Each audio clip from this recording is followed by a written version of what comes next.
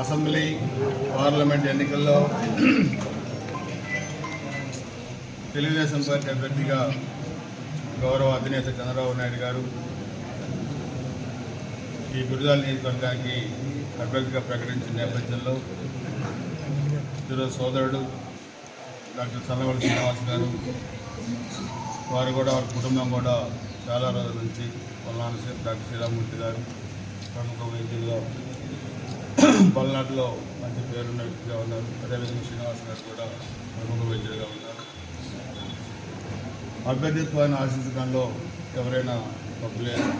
అభ్యర్థిగా వచ్చిన తర్వాత ఆ అభ్యర్థి గెలుపునకి సహకరించడంటే నేను కూడా శ్రీనివాస్ గారిని అడిగాను, మద్దతు కోరాను. తప్పకుండా ఆయన మనస్ఫూర్తిగా మంచి మనసుతోని అంగీకరించారు. అందరూ కలిసి పనిచేసే పార్టీని నేను ఖచ్చితంగా పార్టీ మనిషిని, పార్టీ కోసం పనిచేస్తామని చెప్పారు. నేను కూడా అదే చెప్పాను.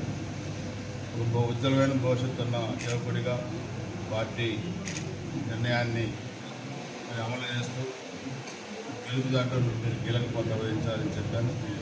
అందరం కూడా ఒక కుటుంబంలాగా, ఎందుకంటే ఈ రాక్షస ప్రభుత్వాన్ని, ఈ సైకో ప్రభుత్వాన్ని, ఈ దుర్మార్గమైన ప్రభుత్వాన్ని మనం ఓడించి ఇంటికి పంపిస్తేనే మన ప్రజాస్వామ్యం కోరుతుంది.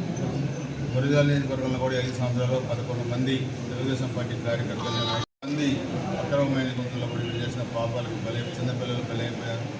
అనేక దాడులు, స్థానిక సంస్థల ఎన్నికల్లో కూడా నామినేషన్లు కూడా వేయకుండా దుర్మార్గం ప్రక్రియకి వీళ్ళు తెరలేపారు. సో అందుకనే ప్రకృతి చాలా గొప్పది. 20 సంవత్సరాల అధికారంలో ఉంటున్న సైకోలు ఈరోజు ఇంటికి పోవడానికి సిద్ధంగా ఉన్నారు. ఇటు తెలుగుదేశం, జనసేన, బీజేపీ ఉమ్మడిగా ఈరోజు ఎన్నికల బరిలోకి దిగుతూ ఉన్నాం. కాబట్టి రాష్ట్ర రాజకీయాలకు కనుసంచలంగా కూడా మారబోతూ ఉంది. అడ్డగోలుగా వ్యవహరించిన అధికారులు కూడా ఈరోజు ఎన్నికల కమిషన్ చర్యలు తీసుకోవాలని చెప్పి కూడా డిమాండ్ చేస్తూ ఉన్నాం. సాక్షాత్తు ప్రధానమంత్రి పాల్గొన్న సభలోనే సెక్యూరిటీ సరిగా లేదంటే వీళ్ళు ఏ స్థాయికి పరితగించారో ఈ వైసీపీకి కొత్తగా ఉన్న అధికారులు కూడా మనం ఆలోచించాలి. అందుకే పెద్ద ఒక్క నాయకుడు, కార్యకర్త ఈ 50 రోజులు చాలా కీలకమైన సమయం ఇది. ఈ సమయాన్ని మనం ఉపయోగించుకొని మనకి మంచి మెజారిటీతోనే గెలిచి మన ప్రభుత్వం వచ్చిన తర్వాత మనందరి జయ ఒకటి, గురజాల కేంద్రంగా పల్నాడు జిల్లా స్థాపనే మన ప్రభుత్వం చేయడం